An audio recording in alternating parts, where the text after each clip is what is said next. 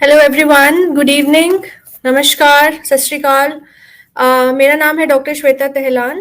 मैं एक gynaec cancer surgeon हूँ फोर्टिस हॉस्पिटल मोहाली में। और आज का ये हम सेशन कर रहे हैं गायनी कैंसर्स के बारे में। गायनी कैंसर्स होते क्या हैं, उनके सिम्टम्स क्या होते हैं, उनका ट्रीटमेंट कैसे करते हैं, ये इन्फॉर्मेशन फैलाने के लिए आज हम ये सेशन कर रहे हैं। So what are gynae cancers? Gynae cancers are the cancers of the reproductive system. जो फीमेल्स के रिप्रोडक्टिव सिस्टम के कैंसर्स हैं उनको गायनी कैंसर्स कहते हैं। जैसे कि बच्चेदानी का कैंसर, जिसको हम यूट्राइन कैंसर या एंडोमेट्रियल कैंसर कहते हैं, बच्चेदानी के मुंह का कैंसर या सर्विक्स कैंसर, अंडेदानी का कैंसर या ओवेरियन कैंसर, या जो फीमेल प्राइवेट पार्ट्स के कैंसर हैं जैसे वल्वा वजाइना के कैंसर। और अब हम बात करते हैं one by one her cancer के बारे में थोड़ा डिटेल में। तो नंबर वन में आपसे बात करना चाहती हूँ सर्विक्स कैंसर के बारे में, जिसे हम सर्वाइकल कैंसर भी कहते हैं, या सर्विक्स कैंसर जो यूट्रस का नीचे वाला पार्ट होता है, सर्विक्स बच्चेदानी का मुंह, उसके कैंसर के बारे में। ये कैंसर इंडिया में होने वाला सेकंड मोस्ट कॉमन कैंसर है महिलाओं में। अनफॉर्चुनेटली हर साल 1.25 लाख महिलाएं इसका शिकार होती हैं। ज्यादातर लेडीज जब तक हमारे पास पहुंचती हैं तब तक वो ऑलरेडी एडवांस स्टेजेस में होती हैं। और इसी कारण से इस कैंसर के द्वारा मरने वाली औरतों की तादाद भी बहुत ज्यादा है इंडिया में। लेकिन ये एक प्रिवेंटेबल कैंसर है, यानी कि अगर डॉक्टर और हमारी जनरल पब्लिक मिल के हम इस कैंसर को होने से रोक सकते हैं। प्रिवेंटेबल कैंसर के लिए कहने का मतलब है कि कैंसर होने से पहले ही हम इसे रोक सकते हैं। इसके लिए हमारे पास एक वैक्सीन है जिसका नाम है एचपीवी वैक्सीन। ये हम यंग गर्ल्स को लगाते हैं। जो स्कूल गर्ल्स में आइडियल एज लगाने का है 9 से 14 साल की उम्र में। जब हम इसे बचपन में लगाते हैं तो फीमेल्स की बॉडी में अच्छा इम्यूनिटी बनता है, और वो जब बड़ी होती हैं 30 40 50 साल की होती हैं तो वो इस बीमारी से लड़ सकती हैं, कैंसर से बच सकती हैं। तो आइडियल एज 9 से 14 साल है, लेकिन अगर किसी को 14-15 साल तक ये वैक्सीन नहीं लगा है तो 26 साल तक भी अच्छा एज होता है एचपीवी वैक्सीन लगवाने का, जिसको हम कैचअप एज बोलते हैं। तो 26 साल से कम की उम्र में इस वैक्सीन को लगवाना चाहिए। ये वैक्सीन बहुत सेफ है, बहुत इफेक्टिव है। वर्ल्ड हेल्थ ऑर्गेनाइजेशन द्वारा, इंडियन एसोसिएशन ऑफ पीडियाट्रिक्स द्वारा, फॉक्सी द्वारा रिकमेंडेड है, और कि सबको लगवाना चाहिए।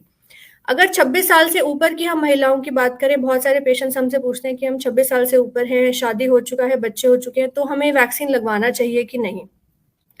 तो देखिए, एफडीए क्लियरेंस 45 ईयर्स तक है इसमें से एक या दो वैक्सीन का, लेकिन 26 साल से ऊपर या शादी या बच्चे होने के बाद इसका इफेक्टिवनेस वैक्सीन का कम हो जाता है। मतलब ये जितना बेनिफिट यंग एज में देगा उतना हो सकता है किसी 30 35 40 साल की महिला को ना दे। दूसरा रीजन ये है कि 25 साल से ऊपर हम फोकस करते हैं स्क्रीनिंग पे। स्क्रीनिंग का मतलब क्या है कि जो लेडी 25 साल से ऊपर है वो रेगुलर बेसिस पे डॉक्टर अपने गायनेकोलॉजिस्ट के पास जाए और अपना चेकअप कराए। स्क्रीनिंग का मतलब ही ये है कि उस महिला को कोई सिम्टम नहीं है, वो महिला अपने हिसाब से हेल्दी है, लेकिन बिना सिम्टम होते हुए भी रेगुलर बेसिस पे गायनेकोलॉजिस्ट के पास जाए, अपना चेकअप कराए। और उस फीमेल में हम कुछ टेस्ट करते हैं, जैसे कि आपने सुना होगा पैप्समेयर एक टेस्ट होता है, और दूसरा है एचपीवी टेस्ट। तो पैप्समेयर, एचपीवी, इनको स्क्रीनिंग टेस्ट कहते हैं।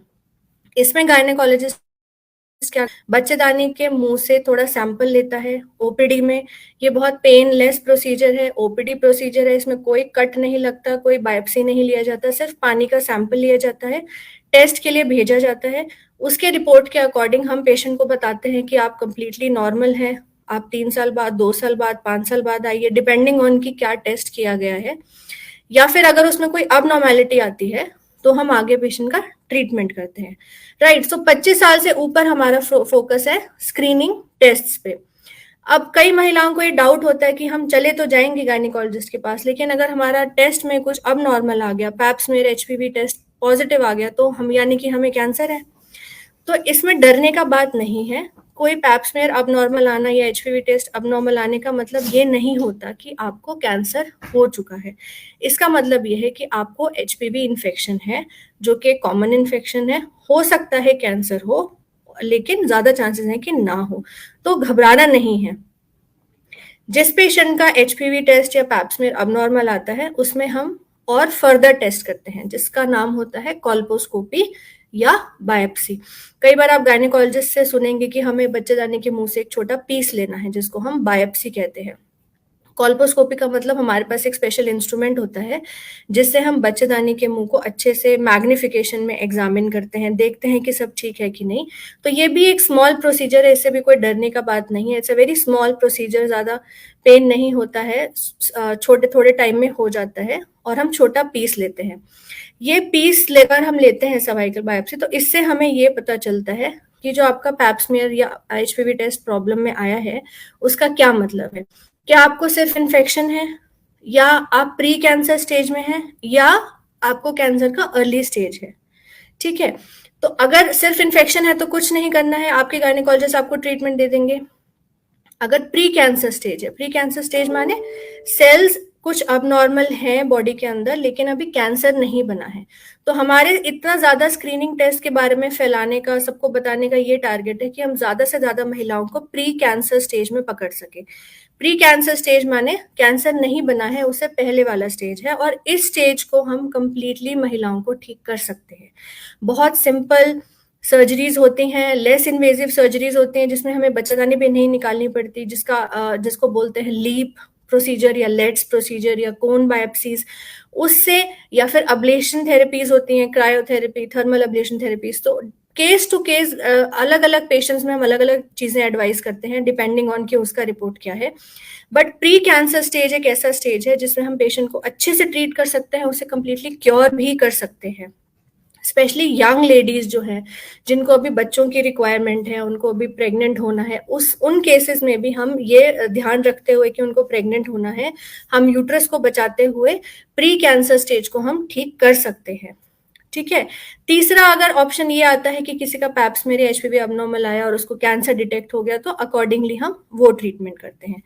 तो coming to the second part of cervix के कैंसर के बारे में कि इसके सिम्टम्स क्या होते हैं।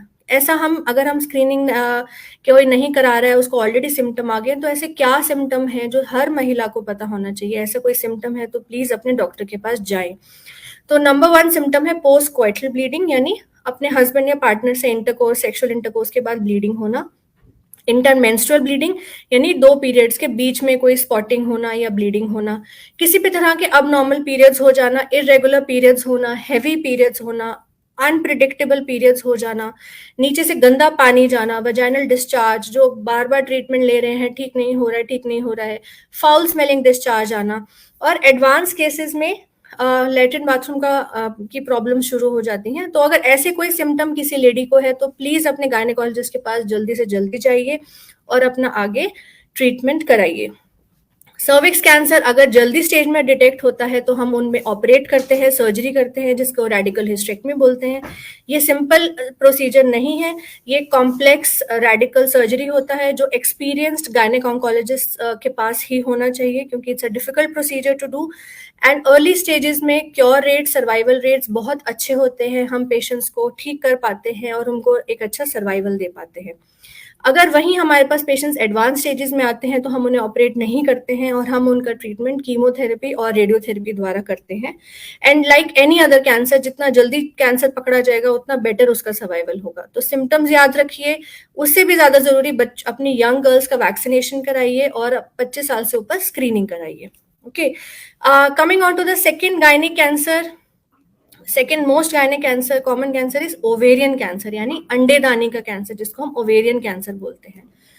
Usually ovarian cancer old age में देखा जाता है, तो 50 साल से ऊपर ज्यादा हम ओवेरियन कैंसर को देखते हैं, 50 साल से कम कम देखा जाता है। ओवेरियन कैंसर के बारे में एक और इम्पॉर्टेंट बात है कि ओवेरियन ट्यूमर्स जो होते हैं उनमें से कुछ ट्यूमर्स कैंसर में बदल जाते हैं। दूसरी बात इम्पॉर्टेंट ये है जानने की कि ओवेरियन कैंसर कभी कभी हम यंग पेशेंट्स में भी देखते हैं, तो जो टीनेज गर्ल्स हैं 20s, 30s, 40s में भी हम ओवेरियन कैंसर देखते हैं। लेकिन यंग एज में जो ओवेरियन कैंसर्स होते हैं और ओल्ड एज के जो ओवेरियन कैंसर्स होते हैं वो डिफरेंट होते हैं।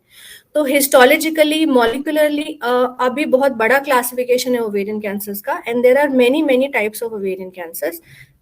बट फॉर्चुनेटली यंग पेशेंट्स कम है हमारे अभी भी, ओल्ड पेशेंट्स में ये ज्यादा देखा जाता है।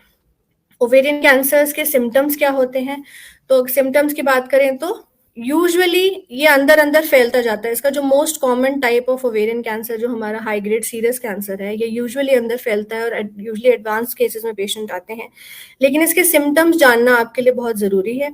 ओवेरियन कैंसर के सिम्टम्स होते हैं पेट में फूला हुआ फील होना, पेट में भारी भारी लगना, कभी कभी पेट में कोई लंप फील होना, कोई स्वेलिंग फील होना, अगर पेशेंट को कोई गांठ फील हो रहा है पेट के अंदर, या पेट में पानी भर रहा है, भूख ना लगना, या जल्दी पेट भर जाना। जैसे किसी पेशेंट को पहले लगता था कि मैं 2-3 चपाती खा लेती हूँ, लेकिन अभी मेरा 1 चपाती में ही पेट भर जा रहा है, तो जल्दी पेट भर जाना। इनडाइजेशन होना कि आपने जो खाना खाया है वो आपको डाइजेस्ट नहीं हो रहा है, या फिर लॉस ऑफ एपेटाइट जिसे कहते हैं। फिर लॉस ऑफ वेट, कपड़े ढीले होने लग गए हैं, जनरली शरीर में वीकनेस आ रहा है, तो ये सारे सिम्टम्स हो सकते हैं ओवेरियन कैंसर के। सेकेंड इंपॉर्टेंट बात ये जानने की है कि हम कई बार देखते हैं कि यंग एज में जो 20s 30s 40s में है, उनको ओवेरियन सिस्ट डिटेक्ट होती हैं अल्ट्रासाउंड में। सपोज उनको पेट में दर्द हुआ, वो अल्ट्रासाउंड या सीटी स्कैन एमआरआई कुछ कराया, उसमें ओवेरियन सिस्ट डिटेक्ट हुआ। अब सिस्ट का मतलब क्या होता है? तो ओवेरियन सिस्ट कई तरह की होती हैं, लेकिन कुछ ओवेरियन सिस्ट ऐसी होती हैं जिसको आप अल्ट्रासाउंड पे बोलेंगे कॉम्प्लेक्स सिस्ट होना या सस्पिशियस सिस्ट होना। उसका मतलब ये है कि इन ओवेरियन सिस्ट के अंदर हो सकता है कैंसर पनप रहा हो। तो अगर कोई ऐसा अल्ट्रासाउंड या एमआरआई सीटी स्कैन में कोई बताता है कि सस्पिशियस हो सकता है कैंसर के लिए, कॉम्प्लेक्स ओवेरियन सिस्ट है, इसमें कैंसर का डाउट लग रहा है, तो फिर इसका ट्रीटमेंट हम अलग तरीके से करते हैं। सिंपल ओवेरियन सिस्ट की तरह इनका ट्रीटमेंट नहीं किया जाता है। ओके, सो अगर किसी को कोई ऐसी प्रॉब्लम है तो जल्दी से जल्दी आप अपने गायनेक ऑन्कोलॉजिस्ट को संपर्क करें। ओवेरियन कैंसर का ट्रीटमेंट कैसे करते हैं? तो ओवेरियन कैंसर में सर्जरी का बहुत इंपॉर्टेंट रोल रहता है, लेकिन as I said ovarian cancer बहुत तरह के होते हैं, डिपेंडिंग ऑन कि पेशेंट का एज क्या है, उसको फर्टिलिटी रिक्वायरमेंट्स है कि नहीं, उसको किस तरह का ओवेरियन ट्यूमर है, बॉर्डर लाइन बिनाइन कैंसर है कि नहीं, अगर कैंसर है तो किस तरह का ओवेरियन कैंसर है। डिफरेंट ट्रीटमेंट्स होते हैं। सर्जरी का मेन रोल होता है ओवेरियन कैंसर में, और ऐसे बहुत सारे ओवेरियन कैंसर्स है जिनको हम हाई ग्रेड कैंसर्स कहते हैं, उसमें हमें कीमोथेरेपी भी लगाना पड़ता है। सो कीमोथेरेपी एंड सर्जरी के कॉम्बिनेशन से हम पेशेंट्स को ट्रीट करते हैं। लेकिन कुछ ओवेरियन ट्यूमर्स ऐसे भी होते हैं जो सिर्फ सर्जरी के द्वारा भी ठीक किए जा सकते हैं। Depends on the patient to patient basis हम अलग डिसीजन लेते हैं। इसको हम बोलते हैं इंडिविजुअलाइज ट्रीटमेंट प्लान बनाना। राइट। थर्ड कैंसर जिसके बारे में बात करना चाहती हूँ वो है यूट्राइन कैंसर या एंडोमीट्रियल कैंसर या बच्चेदानी का कैंसर। बच्चेदानी का कैंसर भी यूजुअली हमें ओल्ड लेडीज में देखने को मिलता है। पोस्ट मेनोपॉजल एज की जो लेडीज होती हैं, 50 साल से ऊपर की लेडीज में देखने को मिलता है। तो इसका मोस्ट कॉमन सिम्टम भी होता है पोस्ट मेनोपॉजल ब्लीडिंग, यानी कि अगर किसी का एक बार मेनोपॉज हो गया है, मेनोपॉज का मतलब पूरे 1 साल तक उसका ब्लीडिंग बंद था, उसको मेनोपॉज हो गया है, उसके बाद अगर कोई ब्लीडिंग होता है, कुछ पानी कुछ खून दिखाई देता है, चाहे वो स्पॉटिंग ही क्यों ना हो, वो अब नॉर्मल है। तो पोस्ट मेनोपॉजल ब्लीडिंग होना, पोस्ट मेनोपॉजल डिस्चार्ज होना, गंदा पानी जाना, दोनों ही अब नॉर्मल है और इसको इग्नोर नहीं करना चाहिए। अगर हम 50 साल से यंग पेशेंट्स की बात करें तो यंग पेशेंट्स में भी बच्चेदानी का कैंसर हो सकता है, और इसके सिम्टम्स होते हैं इरेगुलर पीरियड्स होना। तो इरेगुलर पीरियड्स मतलब बहुत अनप्रिडिक्टेबल हो गए हैं, टाइम पे आ रहे हैं पर बहुत हैवी आ रहे हैं, लंबे समय तक चल रहे हैं, स्पॉटिंग हो जा रहा है, 2 पीरियड्स के बीच में स्पॉटिंग हो जा रहा है जिसको इंटरमेंस्ट्रुअल स्पॉटिंग बोलते हैं। पीरियड्स कंप्लीटली इरेगुलर हो रहे हैं, कभी 15-20 दिन में आ रहे हैं, कभी महीने में आ रहे हैं, कभी ऐसे पूरा इरेगुलर हो जाता है। तो इस सिम्टम्स को भी हमें इग्नोर नहीं करना चाहिए, क्योंकि 50 साल से कम उम्र में भी कभी कभी एंडोमेट्रियल कैंसर हो जाता है। और एंडोमेट्रियल कैंसर का डायग्नोसिस जो है वो बायोप्सी से होता है, यानी कि बच्चेदानी के अंदर से हम थोड़ा पीस लेते हैं, थोड़ा टुकड़े का जांच लेते हैं, और उससे हम डिटेक्ट करते हैं कि ये जो इरेगुलर पीरियड्स हो रहे हैं, अब नॉर्मल पीरियड्स हो रहे हैं, क्या ये हार्मोनल प्रॉब्लम्स की वजह से हो रहे हैं या कैंसर का शुरुआत है। तो एंडोमेट्रियल बायोप्सी हम पेशेंट्स को एडवाइस करते हैं ताकि हम उनके आगे का प्लान बना सके। अगेन, यूट्रस के अंदर से बायोप्सी लेना स्मॉल प्रोसीजर होता है, इसमें कोई घबराने का बात नहीं है, पर ये आपके अच्छे ट्रीटमेंट प्लान के लिए करना बहुत जरूरी होता है। डायरेक्टली हम हिस्टेक्टमी नहीं एडवाइस करते अगर किसी पेशेंट को पोस्ट मेनोपॉजल ब्लीडिंग हो रहा है या इरेगुलर पीरियड्स हो रहा है। क्यों? क्योंकि अगर बाय चांस अंदर कैंसर है तो डायरेक्टली हिस्टेक्टमी करने से हमारा सारा ट्रीटमेंट प्लान खराब हो, इसलिए हम एंडोमेट्रियल बायोप्सी एडवाइस करते हैं। राइट। अब आप कहेंगे यूट्राइन कैंसर में ट्रीटमेंट क्या करते हैं? तो एंडोमेट्रियल कैंसर में भी इम्पॉर्टेंट सर्जरी का बहुत इंपॉर्टेंट रोल रहता है। हम इन पेशेंट्स को ऑपरेट करते हैं और सर्जरी के बाद कुछ पेशेंट्स को रेडिएशन थेरेपी या कीमोथेरेपी लगाना पड़ता है, और कुछ पेशेंट्स ऐसे भी होते हैं जो अर्ली स्टेज में होते हैं जिनको एडजुवेंट ट्रीटमेंट का रिक्वायरमेंट नहीं होता है। So it depends on case to case basis, but surgery is done. Now another important thing about endometrial cancer is कि हम बच्चेदानी का जो कैंसर है, यूट्राइन कैंसर का ट्रीटमेंट स्कोपिक सर्जरी या रोबोटिक सर्जरी द्वारा भी कर सकते हैं। तो जो हमारे अर्ली स्टेज के यूट्राइन कैंसर्स होते हैं, जिनको हम स्टेज 1 या स्टेज 2 का मानते हैं, उनमें मिनिमल एक्सेस सर्जरी यानी कि लैप्रोस्कोपिक सर्जरी या रोबोटिक सर्जरी का इंपॉर्टेंट रोल है। क्यों? क्योंकि ये ऑपरेशंस जो होते हैं, अंदर जो हम ऑपरेशन कर रहे हैं वो कैंसर का ही कर रहे हैं, चाहे वो बच्चादानी पूरा निकालना हो या लिम्फ। तो अंदर जो कंप्लीट सर्जरी होता है वो कैंसर के अकॉर्डिंग ही किया जाता है, लेकिन बाहर हम पूरा लंबा इंसिजन को अवॉइड करते हुए रोबोटिक सर्जरी या लैप्रोस्कोपिक सर्जरी द्वारा ये ऑपरेशन को करते हैं। इससे पेशेंट को बेनिफिट होता है क्योंकि वो ऑपरेशन के 1-2 दिन में ही चलने लग जाता है, घर भेज सकते हैं, and the patient is back to the normal life very soon. So ये एक कैंसर है जिसमें हमारा लैप्रोस्कोपिक या रोबोटिक सर्जरी का इम्पोर्टेंट रोल होता है। ओवेरियन कैंसर जो अंडेदानी के कैंसर, ओवेरियन कैंसर्स में हम यूजुअली ओपन सर्जरी ही प्रेफर करते हैं, और similarly for cervix cancers also we prefer open surgery. Another important thing, 2 things I want to talk about is fertility preservation in gynae cancers. तो आजकल हम देख रहे हैं कि हमारा लाइफस्टाइल चेंज हो रहा है, हम देख रहे हैं अपने हमारे आसपास यंग एज में पेशेंट्स को कैंसर हो रहा है। तो अगर किसी यंग एज में पेशेंट को कैंसर होता है, जब वो बच्चे नहीं हुए हैं या वो और बच्चे करना चाहती हैं, तो क्या हम उनका फर्टिलिटी प्रिजर्व कर सकते हैं? तो yes, there are certain cancers, कुछ ऐसे कैंसर्स हैं जिसमें हम कोशिश करते हैं कि उनका फर्टिलिटी प्रिजर्व कर सके। जैसे कि अगर ओवेरियन ट्यूमर या ओवेरियन कैंसर कुछ तरह के हैं जिसमें हम कोशिश करते हैं कि उनका बच्चेदानी या दूसरा ओवरी अगर नॉर्मल है तो बचा सके, या अगर हमारा सर्विक्स का बहुत बहुत अर्ली स्टेज का कैंसर है तो कोशिश कर सकते हैं, या इवन यूट्राइन कैंसर भी बहुत सेलेक्टिव पेशेंट्स में हम कोशिश कर सकते हैं। बट ये इम्पॉर्टेंट बात है कि ये डिसीजन की फर्टिलिटी प्रिजर्वेशन हो सकता है कि नहीं, ये सिर्फ एक गायनेक कैंसर सर्जन के पास जाके ही आप अपना ट्रीटमेंट कराएं तो बेटर होगा। क्योंकि देखिए, कैंसर एक ऐसी चीज है जिसका हम कंप्लीट ट्रीटमेंट करना चाहते हैं। हम नहीं चाहते कि पेशेंट का सर्वाइवल इन एनी वे खराब हो फर्टिलिटी प्रिजर्वेशन से। लेकिन कुछ ऐसे सेलेक्टिव ग्रुप ऑफ कैंसर्स हैं जिसमें फर्टिलिटी प्रिजर्वेशन पॉसिबल है।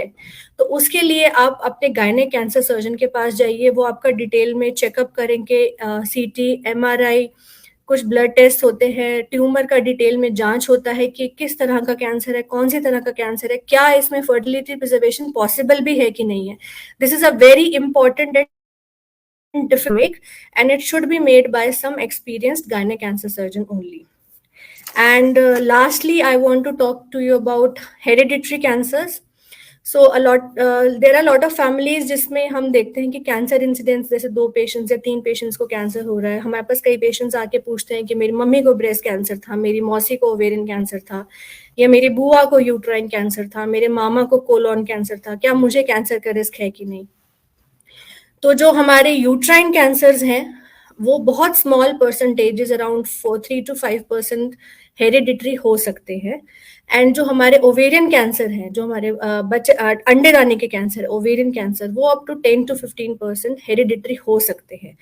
तो अगर आपको ये लगता है, अगर आपका एक फैमिली हिस्ट्री है मेंबर्स का कैंसर होने का, तो प्लीज आइए, हमसे डिटेल में डिस्कस करिए, and we can help you कि ये कैंसर्स जो हैं कहीं वो ऐसे तो नहीं है फैमिली में रन हो रहे हैं। ये क्यों इम्पोर्टेंट है? क्योंकि आजकल बहुत रिसर्च हो चुकी है इस बारे में कि अगर किसी पेशेंट में कोई अफेक्टेड जीन है, यानी कि कोई ऐसा जेनेटिक म्यूटेशन है जो उस पर्सन को कैंसर के लिए प्रोन बनाता है, तो हम उनमें स्पेशल टेस्ट करते हैं, स्क्रीनिंग टेस्ट करते हैं, कुछ स्पेशल सर्जरीज करते हैं ताकि हम उनका कैंसर का रिस्क कम कर सकें। आपने बहुत फेमस एग्जाम्पल सुना होगा एंजेलिना जोली का, जिनकी बहुत स्ट्रॉन्ग फैमिली हिस्ट्री था ओवेरियन ब्रेस्ट कैंसर का। उनको खुद को ब्राका म्यूटेशन था और उन्होंने अपना प्रोफाइलैक्टिक सर्जरीज करा के अपना कैंसर रिस्क कम कराया। तो these options are available in 2023। तो if there is any patient जिसको लगता है कि उनके फैमिली में है, या कोई खुद पेशेंट है जिसको ओवेरियन कैंसर है या ब्रेस्ट कैंसर है, तो प्लीज हमसे आके डिस्कस करें कि कहीं ये हेरिडिटरी तो नहीं है, is your family and your kids safe और not.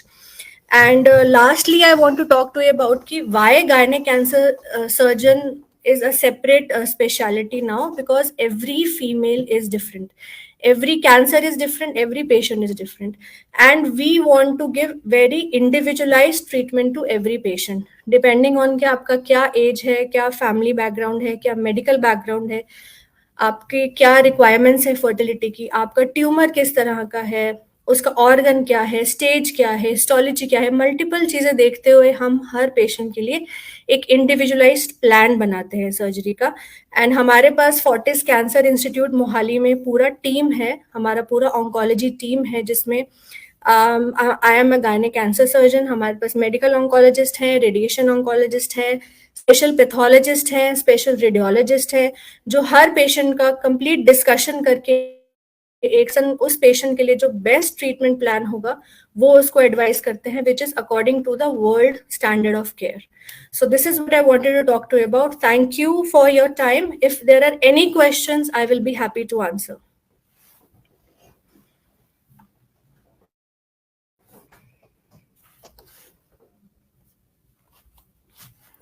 So Miss Swati is asking, what is the role of nutrition in preventing these cancers?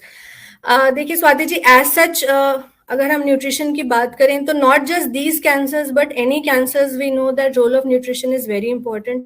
So general healthy living के लिए जंक फूड अवॉइड करना चाहिए, processed food avoid करना चाहिए, high sugar food, high salt food, fried food, या generally if you से कि जो खाना फैक्ट्री में बनता है, पैकेट्स में बनता है, घर में नहीं बनता किचन में, वो हेल्दी नहीं होता है. So generally speaking, for prevention of any cancer, it is important to lead a healthy lifestyle. Time पे सोना, टाइम पे उठना, पानी ज्यादा पीना, एक एक्टिव लाइफस्टाइल हमें मेंटेन करना चाहिए, fruits, vegetables, plant based diet लेना चाहिए, प्रोसेस्ड फूड नहीं खाना चाहिए. Second important thing with nutrition मैं आपको बताना चाहूंगी कि ओबेसिटी जो है, यानी मोटापा जो है, वो लेटेस्टली पता चला है कि ओबेसिटी भी कैंसर का रिस्क बढ़ाता है, just like smoking and alcohol. तो जैसे हम जानते हैं कि स्मोकिंग से, टोबैको से कैंसर का रिस्क बढ़ता है, अल्कोहल से रिस्क बढ़ता है, ऐसे ही मोटापे से भी कैंसर का रिस्क बढ़ता है. स्पेशली फीमेल्स की अगर बात करें तो बच्चेदानी का कैंसर, ब्रेस्ट कैंसर और even to some extent ovarian cancer भी मोटापे से रिलेटेड है. तो हमें मोटापे से दूर रहना चाहिए, एक हेल्दी वेट मेंटेन करना चाहिए और एक हेल्दी लाइफस्टाइल जीना चाहिए, जिसमें कि हम एडवाइस करते हैं कि पेशेंट्स को, हर एक औरत को डेली बेसिस पे वॉक करना, एक्सरसाइज करना, एरोबिक, स्विमिंग, एक जनरली एक्टिव लाइफस्टाइल करना चाहिए. WHO की अगर माने तो हफ्ते के 150 मिनट हमें मॉडरेट एक्टिविटी जरूर करना चाहिए.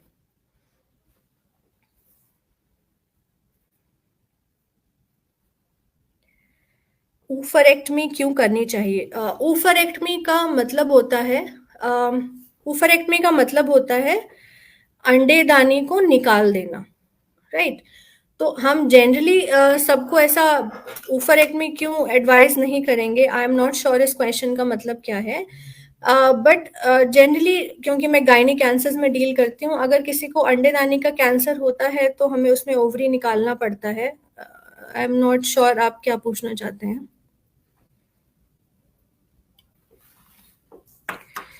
Does menstrual irregularities result in cancer if left untreated? तो मैम इस menstrual irregularities और कैंसर का रिलेशन है, वो रिलेशन इस तरह से है कि अगर किसी की बॉडी में हार्मोनल इम्बैलेंस है तो वो मेंस्ट्रुअल इरेगुलरिटीज कॉज करेगा. तो मतलब मेंस्ट्रुअल इरेगुलरिटीज की वजह से बॉडी में प्रॉब्लम नहीं हो रही, बॉडी में प्रॉब्लम ऑलरेडी है, हार्मोनल प्रॉब्लम है, वो अपने आप को प्रेजेंट कर रही है in way of irregular periods, right? जैसे PCOS में हम देखते हैं कि पीरियड्स इरेगुलर होते हैं, राइट? तो जब हार्मोनल इम्बैलेंस का मतलब जब बहुत ज्यादा ईस्ट्रोजन है, जिसको हम बोलते हैं अनअपोज्ड ईस्ट्रोजन, माने कि ओवुलेशन नहीं हो रहा है, हार्मोनल इम्बैलेंस है, तो उसकी वजह से कंटिन्यूड प्रोलॉन्ग हार्मोनल इम्बैलेंस की वजह से कैंसर हो सकता है. तो लॉन्ग टर्म में अगर हार्मोनल इम्बैलेंस या मेंस्ट्रुअल इरेगुलरिटीज होती हैं तो वो कैंसर में डेवलप हो सकती हैं. And on the other hand, इसको उल्टा बोले तो कैंसर अपने आप को प्रेजेंट करता है मेंस्ट्रुअल इरेगुलरिटीज के द्वारा. तो अगर किसी लेडी को 35 से 40 साल के बाद में अगर मेंस्ट्रुअल इरेगुलरिटीज होती हैं तो हम हमेशा उनको एंडोमेट्रियल बायोप्सी एडवाइस करते हैं, ये देखने के लिए कि कहीं ये नॉर्मल कुछ कैंसर तो नहीं बन गया है या कोई और प्रॉब्लम है जिसको हम मेडिसिन से या और किसी चीज से ठीक कर सकते हैं।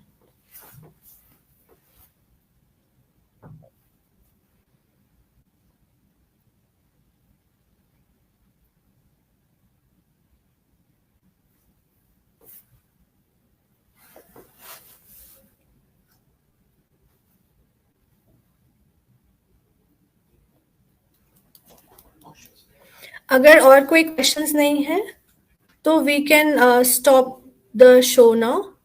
Thank you so much for listening to me.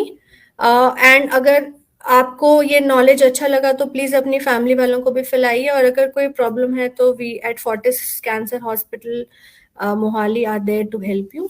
Thank you.